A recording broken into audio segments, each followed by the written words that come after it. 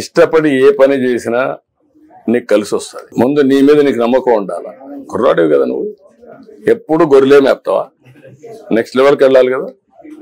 ఇప్పుడు ఆయన ఉన్నాడు, మీ కులమే, వాళ్ళ నాన్న మంచి పారిశ్రామికవేత్త, ఈయన వచ్చాడు, ఈరోజు బ్రహ్మాండంగా మంత్రిగా పనిచేస్తున్నాడు. మరి నీ మాదిరిగా గొర్రెలే మేపుకుంటా అనుకుంటా ఆయన ఏమైండేవాడు? ఏమంటావు? చదువుకుంటూ గొర్రెలు మేపు. చదువు కూడా ఇంటికాడ నుంచి కూర్చొని నేర్చుకోవచ్చు, అప్పుడప్పుడు క్లాసులో పోవచ్చు, అప్పుడు డిగ్రీలు వస్తాయి. 2 పనులు చెయ్యి.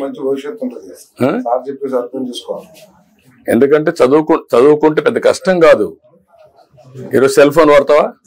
బ్రహ్మాండం కొడతావా? సెల్ఫీ తీస్తావా? మరి ఎట్లా నేర్చుకున్నావు? ఎందుకంటే మీరు బీసీలంతా మీ ఊరంతా ఓట్లు వేస్తారు. నాకు ఎప్పుడు వేసారా? ఎప్పుడు వేస్తారు. తెలుగుదేశం అంటే మీకు అభిమానం, అందుకే మిమ్మల్ని పైకి తేవాలని నేను.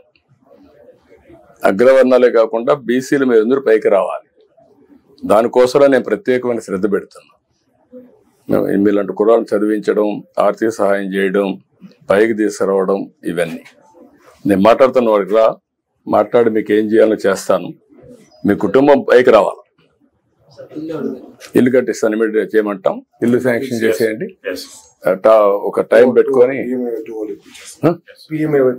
ఇచ్చేసేయండి, కట్టించేద్దాం. ఇల్లు కడతారులే, అయిపోతుంది. ఇది ఏమా అందుకనమ్మా గొర్రెలకి ఈడ బర్రెలకు కాకుండా గొర్రెలకు ఫాడర్ కల్టివేషన్ చేద్దాం. ఆ క్యాప్టివ్ ఉన్నాయి, ఆ యూనిట్స్ పెట్టిద్దాం. ఇక్కడ ఒక మోడల్ కింద ఈ ఊరంతా యాదవాసిది. ఒక మోడల్ కింద ఎంతమంది ముందుకు వస్తే అంతమంది కుర్రాళ్ళు ఇలాంటి వాళ్ళందరికి పెట్టిద్దాం. చేద్దాం. 2.5 lakhs లో వస్తుంది ఇది. అండ్ 50,000 బీసీ కాబట్టి ఎక్స్ట్రా మొత్తం 3 లక్షలు ఇస్తాం సార్. 3 లక్షలు ఇచ్చేసి ఇమీడియట్ గా స్టార్ట్ చేసేసి ఇది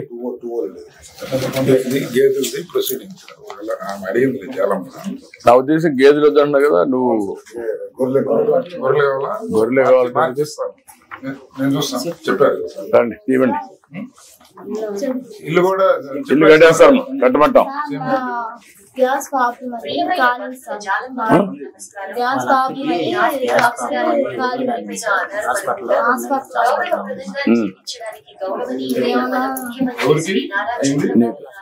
వీళ్ళంతా అదేదైనా ఖర్చులుంటే ఇవ్వండి, నేను ఇస్తాను. సేమ్ బిల్ ఇస్తాను, డబ్బులు ఇస్తాను, మీరు ఇవ్వండి.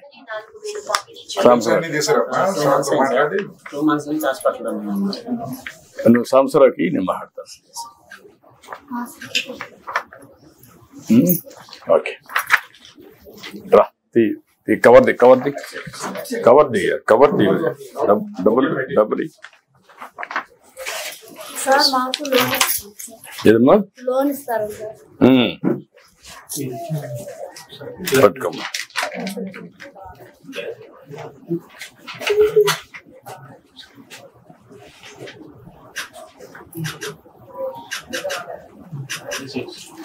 అది కూడా రాసుకోండి, ఇది కూడా రాసుకొని చేయండి.